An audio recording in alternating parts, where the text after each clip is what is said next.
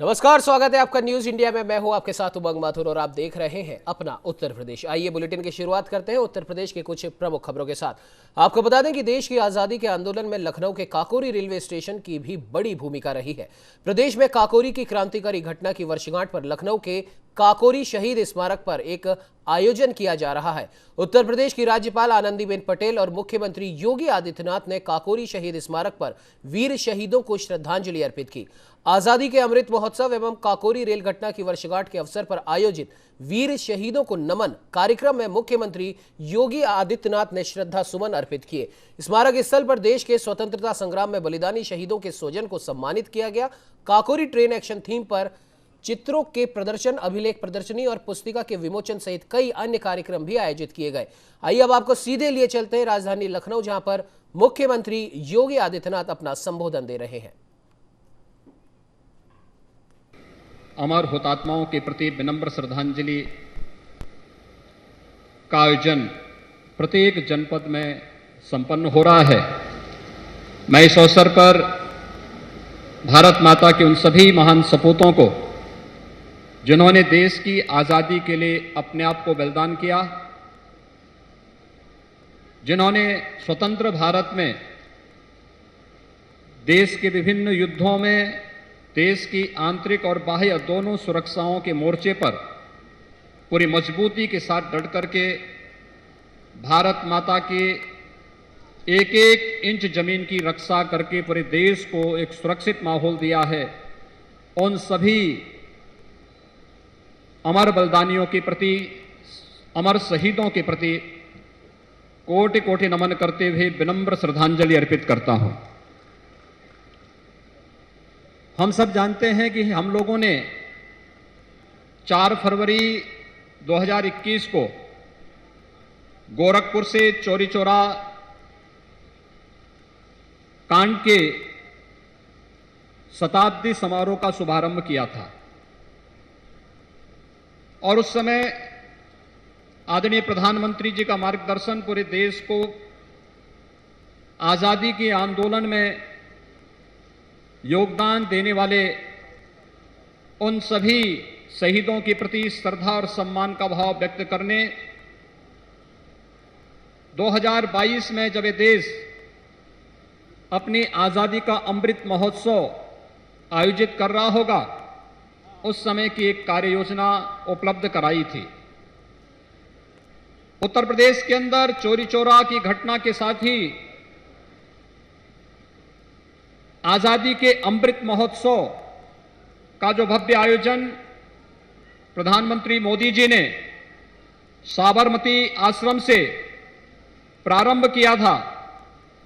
12 मार्च को 2021 से प्रारंभ यह आयोजन अमृत महोत्सव के उन 75 सप्ताहों तक चलने वाले वह एक आयोजन है जो भारत को अमृत महोत्सव का मतलब आजादी का अमृत महोत्सव यानी आजादी की ऊर्जा का अमृत, आजादी का अमृत महोत्सव यानी स्वाधीनता सेनानियों से प्रेरणा का अमृत, आजादी का अमृत महोत्सव यानी नए विचारों का अमृत, नए संकल्पों का अमृत, आजादी का अमृत महोत्सव यानी आत्मनिर्भरता का अमृत। इन 5 सूत्रों के माध्यम से 5 प्रमुख मंत्र इस देश को अमृत महोत्सव के इस अवसर पर देश के यशस्वी प्रधानमंत्री जी ने उपलब्ध कराए। ये 5 संकल्प भारत की आजादी के अमृत महोत्सव के इस आयोजन के अवसर पर उसी की एक नई कड़ी के रूप में काकोरी ट्रेन एक्शन का एक कार्यक्रम, यह समारोह आज यहां पर आयोजित हो रहा है। हम सब जानते हैं कि ब्रिटिश हुकूमत ने इस देश के स्वाधीनता संग्राम सेनानियों, इस देश के क्रांतिकारियों के साथ किस किस प्रकार का अत्याचार किया था। काकोरी ट्रेन एक्शन के मामले में कहा जाता है कि जो क्रांतिकारियों ने अपने स्वाधीनता आंदोलन को आगे बढ़ाने के लिए यहां पर जिस घटना को अंजाम दिया था, उसमें उनके हाथ केवल लगे थे 4600 रुपये, 4600 रुपये। लेकिन अंग्रेजों ने देश के क्रांतिकारियों को और इस पूरे कार्यक्रम के साथ जुड़े हुए उन क्रांतिकारियों के खिलाफ कार्रवाई करने, मुकदमे चलाने, उन्हें फांसी पर लटकाने तक जो धनराशि खर्च की थी, उस समय 10 लाख रुपए खर्च किए थे। यानी ये क्रूरता की एक नई कहानी को हम सबके सामने प्रस्तुत करता है, हम सबकी आंखों को खोलने वाला है, और जो हमें हमेशा इस बात का एहसास कराता है कि देश की स्वाधीनता से बढ़कर के कुछ नहीं हो सकता है। और हर हाल में हर भारतीय का यह दायित्व बनता है कि हम अपने देश की इस आजादी को हर हाल में सुरक्षित रखें। देश का आजादी का यह अमृत महोत्सव का कार्यक्रम हम सबको इस नई प्रेरणा के साथ आगे बढ़ने के लिए प्रेरित कर रहा है। काकोरी ट्रेन एक्शन के समय हम सब जानते हैं, पंडित राम प्रसाद बिस्मिल के नेतृत्व में क्रांतिकारियों की जिस टीम ने इस घटना को यहां पर देश के क्रांति आंदोलन को आगे बढ़ाने का एक नए कार्यक्रम को आगे बढ़ाया था, वह पंडित राम प्रसाद बिस्मिल, ठाकुर रोशन सिंह, चंद्रशेखर आजाद, अस्फाउल्लाह खां, राजेंद्र नाथ लाहिड़ी जैसे महान क्रांतिकारियों के एक समूह ने देश की क्रांति की यह ज्वाला बुझने न पाए, बंद न होने पाए, इसलिए इस कार्यक्रम को आगे बढ़ाने का कार्य किया था। देश अंग्रेजी हुकूमत के सामने कभी झुका नहीं। अलग अलग देश के कोनों में अलग अलग समय में अलग अलग प्रकार के कार्यक्रम होते रहे, लेकिन सामूहिक रूप से 1857 का देश का प्रथम स्वातंत्र समर, जिसमें झांसी की रानी लक्ष्मीबाई ने, जिसमें मंगल पांडे ने, जिसमें मेरठ के क्रांतिकारियों ने देश के अलग अलग स्थानों पर क्रांति की जिस लौ को आगे बढ़ाया था, चोरी चौरा की घटना उसकी अगली कड़ी थी। और चोरी चौरा की घटना के बाद काकोरी ट्रेन एक्शन उसी कड़ी को एक नई मजबूती देते हुए ब्रिटिश हुकूमत की जड़ों को भारत के अंदर हिलाने में एक महत्वपूर्ण भूमिका का निर्वहन किया था। और इसलिए क्रूर ब्रिटिश हुकूमत ने उस समय इन सभी क्रांतिकारियों को बड़ी यातनाएं दी। पंडित राम प्रसाद बिस्मिल को गोरखपुर जेल में ले जाया गया, वहां उन्हें फांसी की सजा दी गई। ठाकुर रोशन सिंह को, राम प्रसाद बिस्मिल को, अस्फाउल्लाह खां को, राजेंद्र नाथ लाहिड़ी को करमसह गोंडा, फैजाबाद और इलाहाबाद की जेलों में उन्हें फांसी दी गई। चंद्रशेखर आजाद ब्रिटिश हुकूमत के हाथों नहीं पड़े थे और अंतिम दम तक लड़ते हुए उन्होंने शहादत प्राप्त की थी। यह कहानी हम सबको आजादी की लड़ाई और आजादी की कहानी हम सबको इस बात के लिए प्रेरित करती है कि अगर हमने अपनी आजादी को सुरक्षित रखने में कहीं भी कोई कोताही बरती तो वह इसी प्रकार की यातना लेकर के वह गलतियां हम सबको और आने वाली पीढ़ी को इन्हीं यातनाओं का शिकार बनाती है। और भाइयों बहनों, जब ये देश अपनी आजादी का अमृत महोत्सव कार्यक्रम के साथ जुड़ा हुआ है, हम सबका दायित्व बनता है। 1857 का प्रथम स्वातंत्र समारोह या उसके उपरांत तमाम क्रांतिकारी गतिविधियों के वे घटनाएं जो देश के स्वाधीनता आंदोलन में अमिट अक्षरों में, स्वर्णाक्षरों में जिनको लिखा जाता है, जिनके प्रति सम्मान का भाव प्रत्येक भारतीय रखता है।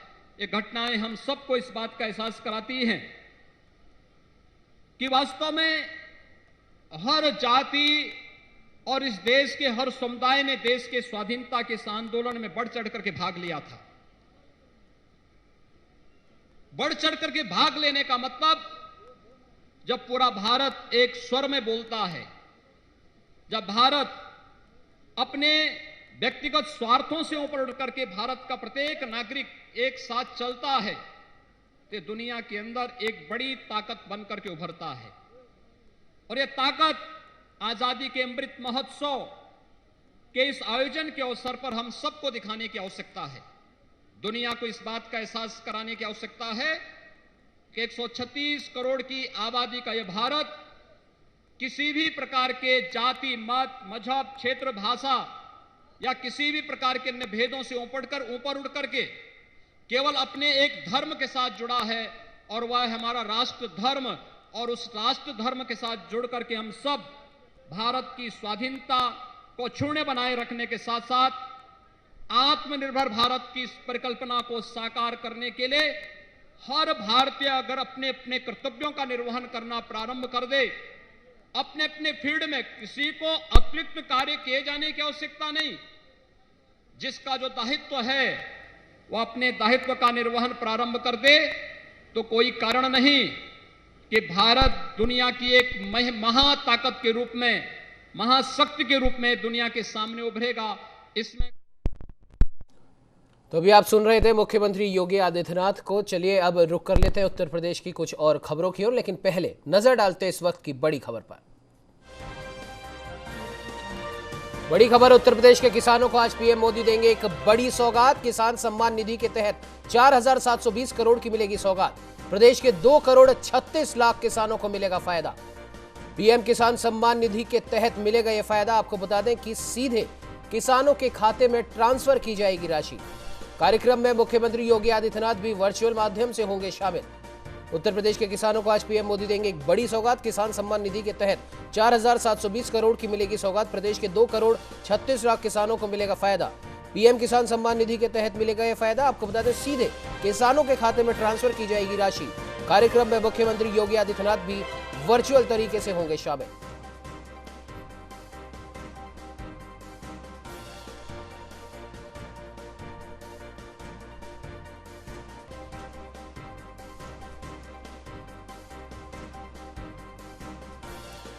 बड़ी खबर आपको बता दें राजधानी लखनऊ से। उत्तर प्रदेश के किसानों को आज प्रधानमंत्री नरेंद्र मोदी देंगे एक बड़ी सौगात। किसान सम्मान निधि के तहत 4,720 करोड़ की मिलेगी सौगात। प्रदेश के 2 करोड़ 36 लाख किसानों को मिलेगा फायदा। पीएम किसान सम्मान निधि के तहत मिलेगा यह फायदा। आपको बता दें कि सीधे किसानों के खाते में ट्रांसफर की जाएगी राशि। कार्यक्रम में मुख्यमंत्री योगी आदित्यनाथ भी वर्चुअल तरीके से होंगे शामिल। तो वह इस खबर पर ज्यादा जानकारी के लिए हमारे साथ में राजधानी लखनऊ से वरिष्ठ संवाददाता रागिनी पांडे फोन लाइन पर जुड़ चुके। रागिनी, जानना चाहेंगे आज उत्तर प्रदेश के किसानों को प्रधानमंत्री नरेंद्र मोदी की तरफ से एक सौगात मिलने वाली है, क्या कुछ अपडेट है रागिनी आपके पास?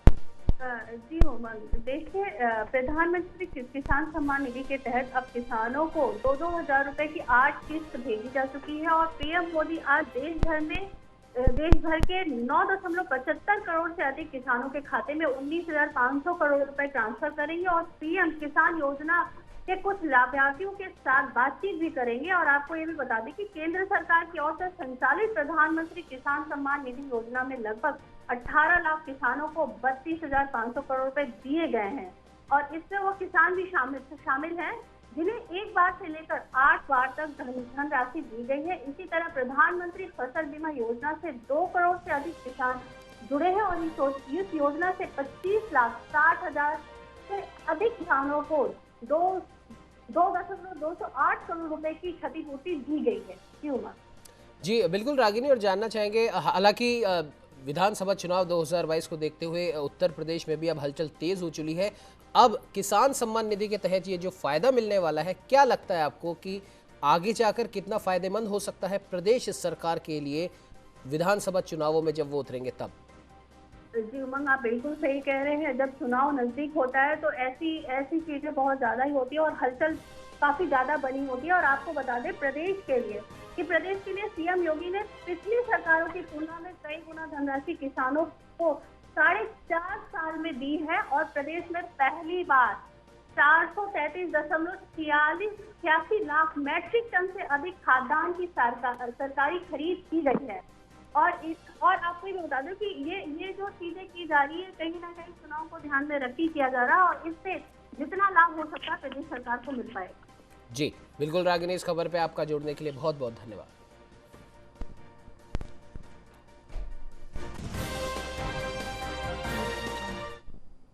चलिए अब रुक कर लेते हैं इस वक्त की एक और बड़ी खबर पर। बड़ी खबर अयोध्या से राम मंदिर निर्माण कार्य को लेकर बड़ी खबर, राम मंदिर बनते देख सकेंगे श्रद्धालु। आपको बता दें कि श्री राम जन्मभूमि तीर्थ क्षेत्र ट्रस्ट ने बनाई ये योजना। कड़ी सुरक्षा के बीच निर्माण कार्य को देख सकेंगे श्रद्धालु। निर्माण कार्य देखने के लिए दर्शन मार्ग पर लगाई गई लोहे की जाली, मंदिर निर्माण कार्य और मंदिर मॉडल का भी दर्शन कर रहे हैं श्रद्धालु।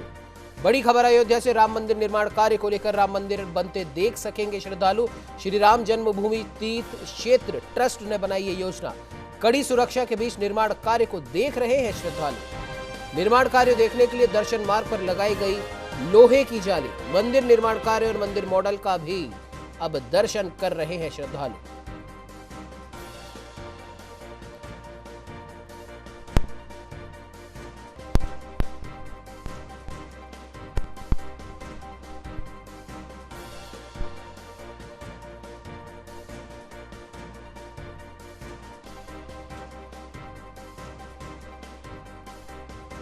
जानकारी के लिए हमारे साथ राजधानी लखनऊ से वरिष्ठ संवाददाता नीरज मिश्रा फोन लाइन पे जुड़ चुके हैं। नीरज जी, राम भक्तों के लिए एक बहुत बड़ी खबर है। राम मंदिर का निर्माण होते होते भी श्रद्धालु उसके दर्शन कर सकेंगे और मंदिर का जो मॉडल है उसे भी देख सकेंगे। क्या कुछ अपडेट है? जी हाँ, देखिए ये राम भक्त जितने भी हैं उनके लिए एक बड़ी खुशखबरी है कि राम जन्मभूमि परिसर में मंदिर निर्माण के कार्य को अब जो श्रद्धालु हैं वो वहां पर नजदीक जाकर देख सकेंगे और श्रद्धालुओं को ये दर्शन करने की योजना जो ट्रस्ट है मंदिर का उसने बनाई है और कड़ी सुरक्षा में निर्माण कार्य को श्रद्धालु देखेंगे। और साथ ही आपको बताएं कि श्रद्धालुओं को निर्माण कार्य देखने के लिए जो दर्शन मार्ग है यहाँ पर 15 फुट चौड़े स्थान पर लोहे की जाली लगाई गई है और इसी जाली से जो श्रद्धालु हैं वो जो मंदिर के पूरे निर्माण का दर्शन कर सकेंगे और ये व्यवस्था पूरी बनाई गई है। साथ में जो मंदिर का मॉडल है उसका भी दर्शन श्रद्धालु कर सकेंगे। ये एक बहुत अच्छी और बहुत बड़ी खबर है कि जो श्रद्धालु हैं अब खुद जाकर मंदिर के निर्माण को देख सकेंगे और उसका लाभ ले सकेंगे पूरे दर्शन। जी बिल्कुल नीरज जी, इस खबर पे जुड़ने के लिए आपका बहुत बहुत धन्यवाद।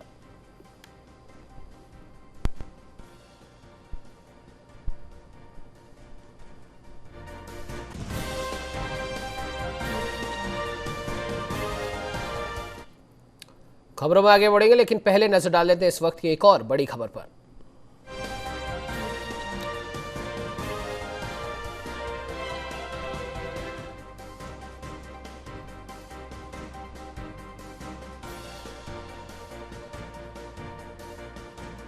बड़ी खबर आपको बता दें, कुशीनगर में युवक ने किया खुदकुशी का प्रयास। बड़ी खबर आ रही है इस समय कुशीनगर से, जहां एक युवक ने धारदार हथियार से रेता खुद का गला, पत्नी को भी पीट पीट कर किया घायल।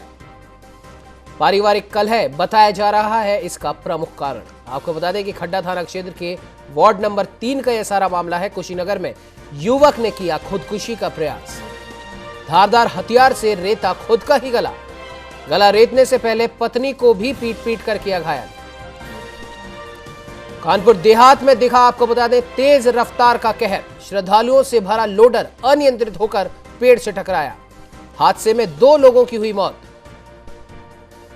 1 दर्जन से भी ज्यादा लोग बताए जा रहे हैं गंभीर रूप से घायल। घायलों को अस्पताल में करवाया भर्ती। रूरा थाना क्षेत्र के तिंगाई गांव के पास की यह पूरी घटना बताई जा रही है।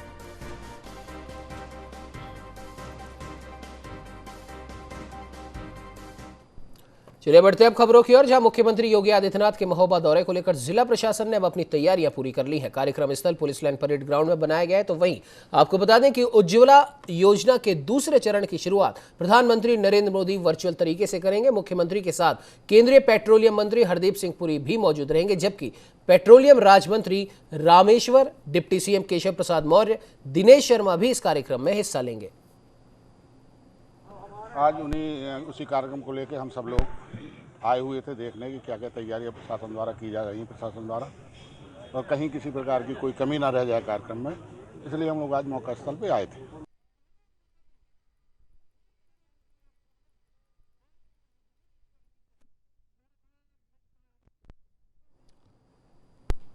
तो वहीं अखिल भारत हिंदू महासभा की राष्ट्रीय समिति ने प्रदेश अध्यक्ष योगेंद्र वर्मा को राष्ट्रीय कार्यकारी अध्यक्ष नियुक्त किया है, जिसके बाद आपको बता दें योगेंद्र वर्मा के समर्थकों में जश्न का माहौल है। गौरतलब है कि इस वक्त अखिल भारत हिंदू महासभा में अनेक गुट बने हुए हैं और कार्यकारी अध्यक्ष के सामने इस गुटबाजी को खत्म करना और फिर से पूरे संगठन को एकजुट करने की बड़ी चुनौती है।